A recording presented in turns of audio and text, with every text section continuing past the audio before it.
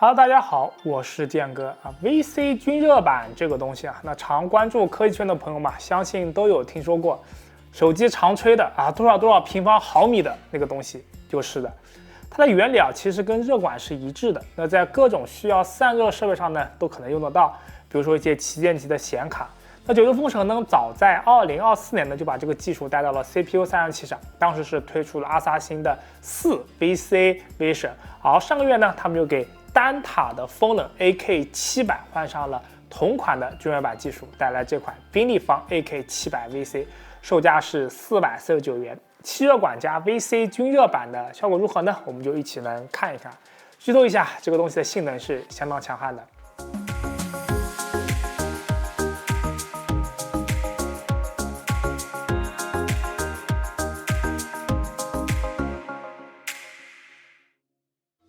首先来看一下包装 ，AK700 VC 的包装呢，正面印有产品图以及产品型号，背面呢是风扇参数等等信息。打开包装呢，散热器本体被珍珠棉缓震包裹，旁边是配件盒，包含了 I 与 A 双平台的扣具、硅脂、螺丝刀、说明书等内容。接下来呢，看一下散热器的本体。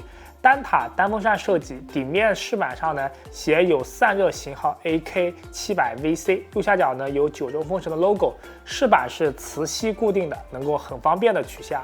风扇方面呢，这把风扇的峰值转速是2700上下10% RPM， 在断电状态下呢，风扇的轴心只是相当简洁的镜面设计。不过在通电时呢 ，LED 灯亮起就能看到透光的效果，此时风扇内部的线圈呢就能一览无余了。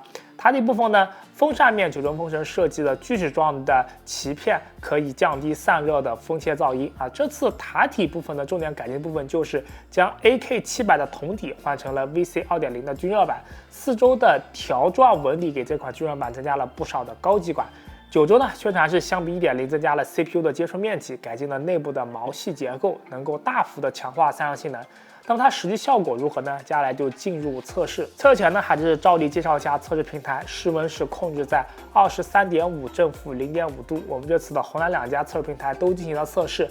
AMD 平台是选用了 9950X 以及打游戏第二好的 CPU 9800X 3D， Intel 这边呢则是选择了 Ultra 7 270K Plus。那这3个 U 呢算是2-3000价位里面比较有性价比的选择了，一个是打游戏的用的，两个是生产力用的。手动两张主板呢都是来自微星的，分别是 MPG X8701 Carbon Max WiFi 暗黑主板以及 MPG Z890 Edge Tie WiFi 刀锋钛主板。几个平台的 BIOS 设置呢如图所示。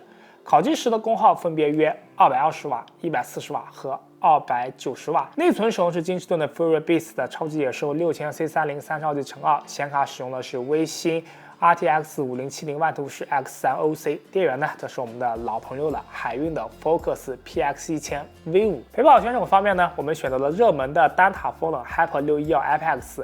369元的价格，那性价比和颜值都很不错。那和双塔的旗舰猫头鹰的 NH-D25G 啊，1190元的价格也基本就是风冷里面最贵的了。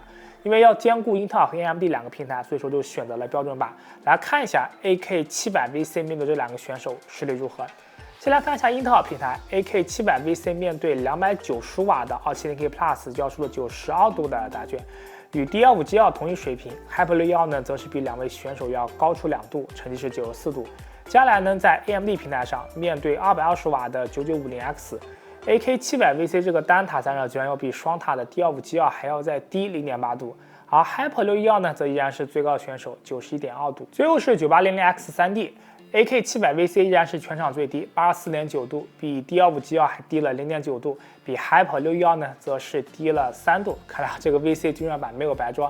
升级后的 AK700 VC 的性能已经足以媲美双塔散热器。当然，如果和360顺来比的话，就比如说和酷冷至尊的龙影2代标准版相比呢，这些风冷还是会有10度左右的差距的。那选择风冷和水冷就看大家的喜好了。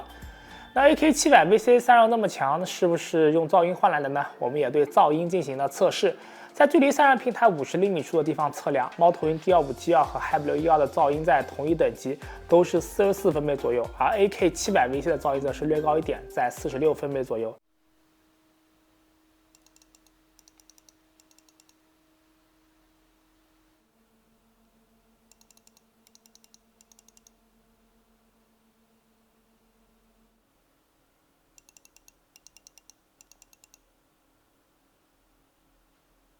当然呢 ，AK700VC 也是有一些缺点的。首先是风扇上的 LED 灯是没法关闭的，那只要给风扇通电的话 ，LED 灯就会亮起。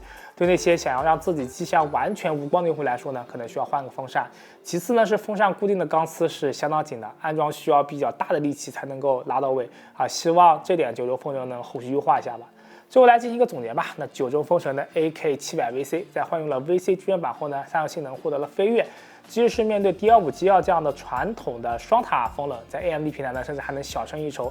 在噪音方面也并没有太多妥协。那这把2700 RPM 的风扇呢，在性能和噪音上都取得了不错的平衡。当然呢，449的价格对于一个单塔风来说呢，并不便宜。不过如果你再找一个单塔的毕业风冷，那么 AK700VC 无疑是竞争力相当强的一位选手。那今天节目就到这里，不知道您如何看待九州风神的 AK700VC 这款风冷呢？欢迎留言弹幕与我们交流。愿观众别忘点成点个赞，因为我们是全职的 YouTuber， 你们点赞对我们非常重要。如果想了解更多电脑资讯的话，可以关注我们公众号传课 CLK。如果想购买电脑的话，可以两套店铺传国的数码。这传课我见过下见，拜拜。